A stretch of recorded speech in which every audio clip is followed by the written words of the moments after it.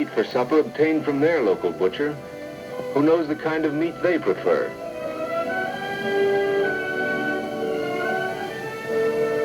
Down in Houston, Texas, the local meat dealers know the meat buying customs of people down there. All over the country, customs influence the kinds of meat people like for breakfast, dinner, and supper. All these preferences are satisfied through the extensive and efficient marketing methods of the modern meat packer. His experience has helped to develop a marketing system that satisfies the many wants of consumers. But it wasn't always this way. Let's go back to a farm of 60 years ago and see how all this started. The farmer of those days usually prepared the carcass himself.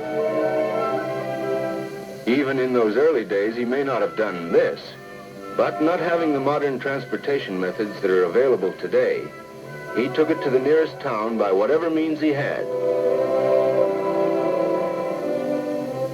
There he sold it to the local butcher.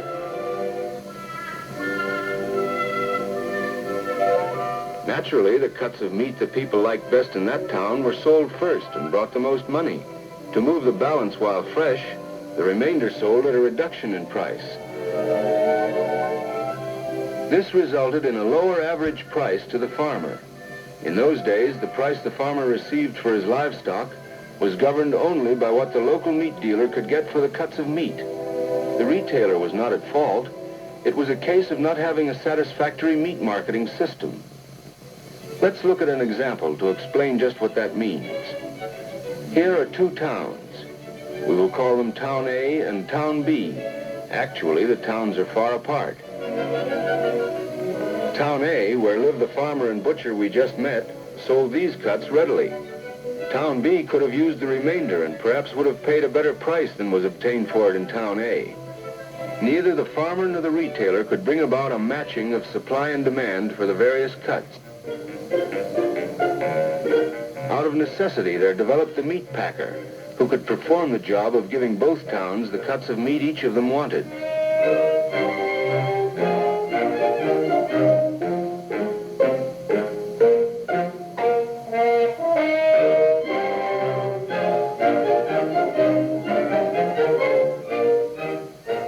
The result? A better average price for the entire carcass and more money to the producer for his livestock. As the years went by, the job of the meat packer became more complex. The widening distance between the main livestock producing areas and the main meat consuming areas developed to the point where it is now more than 1,000 miles on the average between the producers of livestock and the consumers of meat. It is necessary for the meat packer to know the preferences of consumers all over the country. For example, what Mrs. Boston wants in the way of lamb, what Mrs. New York demands in beef, and what the various Mrs. Atlantas, Galvestons, and San Franciscos prefer in kinds, types, and grades of the meat they serve. It is the meat packer's job to cater to these preferences or customs, to give the consumer what she wants when she wants it. Studies of the meat-buying preferences of the nation reveal that customs have an important influence on the marketing and consumption of meats. For the meat packer, when buying live cattle, looks at them from the viewpoint of the weight and quality of the ribs, loins, rounds, and other cuts they will produce. This is because meat dealers and their customers in various sections of the country have different preferences, and their preferences must be satisfied. We have seen how customs influence the demand for beef from cattle of different weights. Now let's have a look at some other factors which affect meat buying customs, such as taste, buying power, weather and seasons, religious beliefs, and so forth. Popular. Another influence on meat buying customs is buying power. In other words, the money that people have to spend for meat. If John Smith wants steak for supper, and steak costs more than Mrs. Smith can pay, Mr. Smith gets nourishing pot roast. Factors of preference, weights and cuts, tastes, buying power, weather and seasons, and religious beliefs was one of the reasons the national marketing system of the meat packer came into existence. Because the meat packer knows the meat buying customs of consumers all over the United States, and because he has the modern marketing system to meet those customs, livestock producers receive a higher level of prices for their livestock. There was a time when this great Midwest of ours was part of the spreading plains, a vast area devoted primarily to open grazing lands. Today we call it the Corn Belt, after its basic crop, which supports the vital hog and cattle industries of the nation. The once open grazing lands have given way to fenced fields and modern feedlots for the most efficient production of cattle and for the equally efficient production of hogs.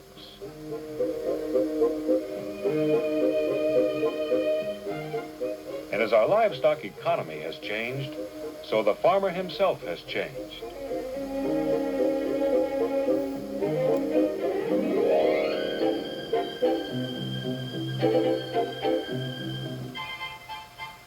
Today, the farmer is an agricultural specialist, employing modern methods to produce livestock whose conformation and quality have been progressively improved by selection and feeding. This products at the same time benefits both producers and consumers.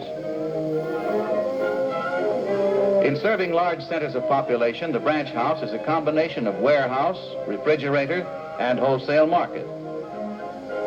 Here, one of the most important jobs is to break down the beef quarters, the lambs and veal into cuts retail dealers require.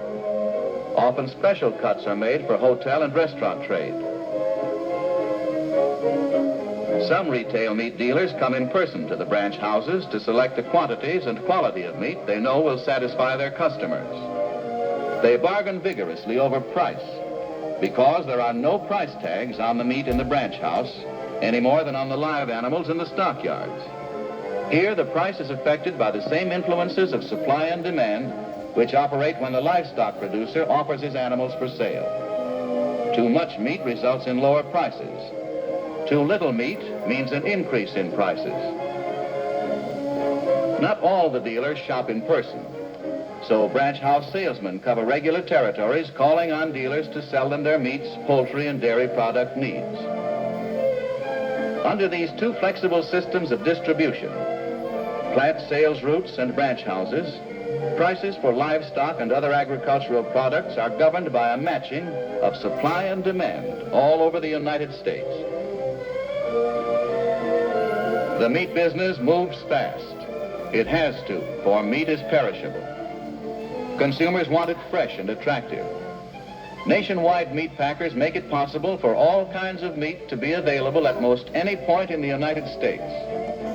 Every housewife in every city, town, and village in the nation can buy the kind of meat she wants whenever she wants it. Every task of the livestock and meat packing industry is geared to move meat quickly, efficiently, and continuously over its average travel of more than 1,000 miles. Nor is this the end of the story, for alongside every forward step today is the planning of other steps for tomorrow. Progress is an endless current, and as our livestock economy continues to change, so the market too will change in order to serve the needs of those around whom the industry revolves. The farmer representing supply, the commission man who sells the farmer's output, and the buyer who represents the nation's growing demand for meat. In the final analysis, that is what the market is for, to provide service to sellers and buyers of livestock, who in their turn provide service to others. And while the scene around them is constantly changing, the one thing which never changes is their integrity.